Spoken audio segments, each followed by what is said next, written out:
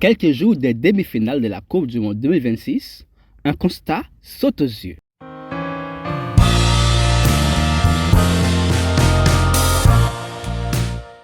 Le football mondial semble être revenu à une réalité que beaucoup pensaient révolue. Sur les 8 équipes qualifiées pour le quart de finale, la grande majorité vient d'Europe.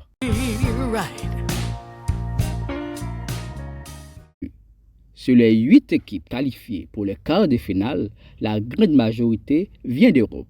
La France est toujours là, l'Espagne aussi, l'Angleterre continue son parcours, la Norvège crée la surprise, la Suisse est encore en lice. Et la Belgique n'a quitté la compétition qu'après avoir livré une énorme bataille face à l'Espagne. Face à cette domination européenne, une seule nation sud-américaine résiste encore, l'Argentine. L'Afrique, qui rêvait de revivre l'exploit historique du Maroc en 2022, a vu toutes ses équipes éliminées. L'Asie, portée par le Japon et d'autres sélections ambitieuses, n'a pas réussi à franchir les dernières étapes. Alors, comment expliquer cette domination européenne? Est-ce simplement une question de talent ou existe-t-il des raisons plus profondes? C'est ce que nous allons découvrir dans cette vidéo du Globe Magazine aujourd'hui.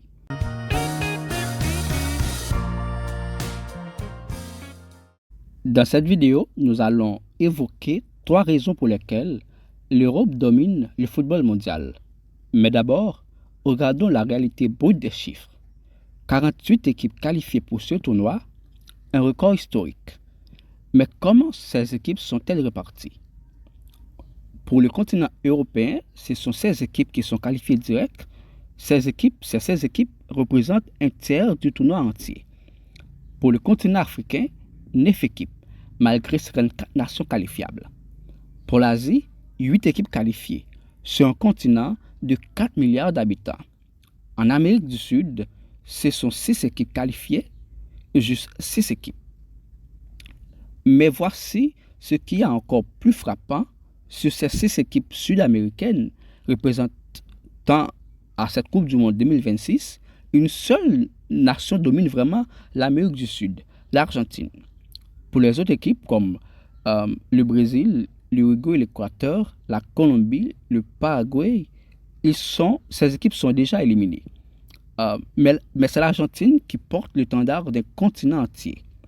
Pendant ce temps, l'Europe, la France, l'Espagne, l'Angleterre, l'Allemagne, le Pays-Bas, la Belgique, le Portugal, Suède, Norvège et Suisse, ces 16 équipes forment pratiquement un super club contre le reste du monde.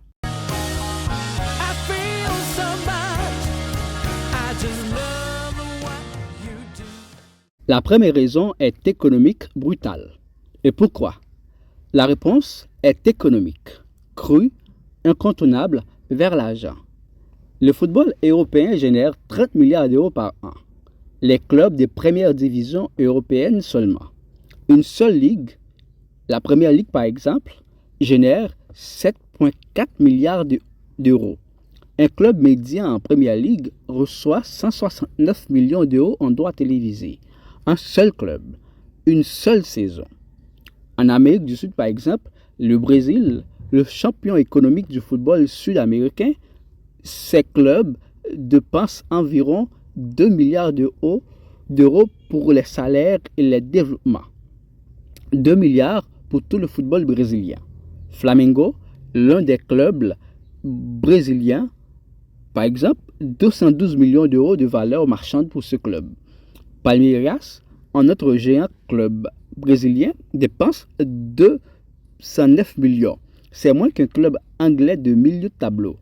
L'Argentine, par exemple, c'est 948 millions d'euros pour toute la ligue. Toute la première division argentine de football. River Plate, l'équipe la plus riche, la plus prestigieuse d'Argentine, 119 millions d'euros pour tout le club. Vous voyez le gouffre? Un club anglais dépense en une saison ce qu'une ligue entière d'Amérique du Sud gagne en 2 ou 3 saisons. Ce n'est pas une coïncidence, c'est une structure. Racine historique. Comment on est arrivé là? D'abord, l'infrastructure. L'Europe a investi pendant des décennies dans les académies, les centres de formation, les stades, la Bundesliga allemande, la Liga espagnole, la Serie A italienne. Ce ne sont pas juste des ligues, ce sont des chaînes de production de talents. Chaque club a son académie. Chaque académie développe des joueurs vendus mondialement. Ensuite, les droits télévisés. La première ligue anglaise génère plus en droits TV que toute l'Amérique du Sud réunie. Pourquoi? Parce que les investisseurs européens ont du capital. Les sponsors européens paient. Les fonds d'investissement mondiaux achètent les clubs européens. C'est un cycle d'argent qui s'auto-alimente. Troisièmement, et c'est crucial, l'Europe, comme Banque mondiale du football, les joueurs sud-américains, les joueurs africains, les joueurs asiatiques, ils rêvent tous de jouer en Europe. Et pourquoi? Parce que c'est là que l'argent est. C'est là qu'ils deviennent riches. Un joueur peut vivre une carrière entière en Amérique du Sud et être une star, mais une seule année en Italie ou en Angleterre lui rapportera plus que toute sa vie professionnelle à domicile. Et donc, l'Amérique du Sud devient une usine à talent. Elle développe les meilleurs joueurs du monde, mais elle ne peut pas les retenir. Ils partent en Europe, les revenus restent en Europe. Le cycle continue. C'est un colonialisme moderne du football. La troisième raison, c'est le débat talent vers argent. Et c'est crucial.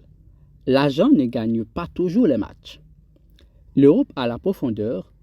On peut parler de 10, 11 et même 12 équipes compétitives en Europe à très haut niveau. C'est facile pour ces équipes. La France, l'Angleterre, l'Allemagne, l'Espagne, le Portugal ou même les Pays-Bas, ils ont l'expérience collective. Les joueurs habitués au plus haut niveau de compétition. Pour l'Argentine et le Brésil, ces deux pays ont le talent concentré.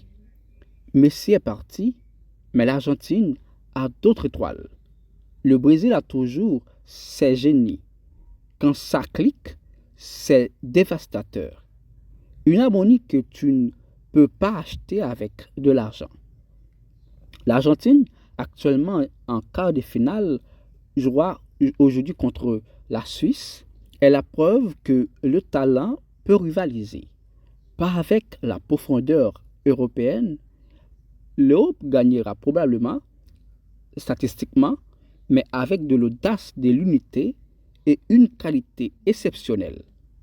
La question n'est pas qui joue mieux, c'est peut-on rivaliser quand tu joues avec les mains liées. La troisième raison, c'est le débat talent vers argent. Et c'est crucial. L'argent ne gagne pas toujours les matchs. L'Europe a la profondeur. On peut parler de 10, 11 et même 12 équipes compétitives en Europe à très haut niveau. C'est facile pour ces équipes. La France, l'Angleterre, l'Allemagne, l'Espagne, le Portugal ou même les Pays-Bas, ils ont l'expérience collective. Les joueurs habitués au plus haut niveau de compétition. Pour l'Argentine et le Brésil, ces deux pays ont le talent concentré. Messi est parti, mais l'Argentine a d'autres étoiles. Le Brésil a toujours ses génies. Quand ça clique, c'est dévastateur.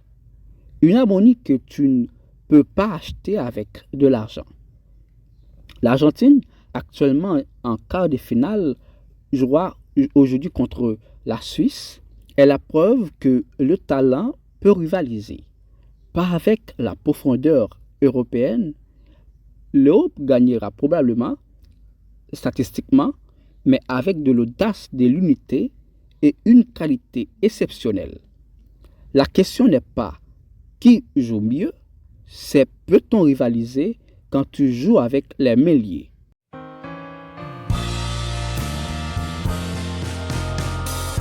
Car 48 équipes à la Coupe du Monde 2026, mais le football mondial, se joue vraiment entre deux continents. L'Europe qui détient l'argent, l'infrastructure et les droits télévisés, et l'Amérique du Sud qui détient l'âme du jeu, le talent naturel et la passion. La domination européenne n'est pas accidentelle, c'est systématique, économique, structurelle. Mais à chaque génération, une équipe sud-américaine s'élève et dit non. Et ce n'est pas fini.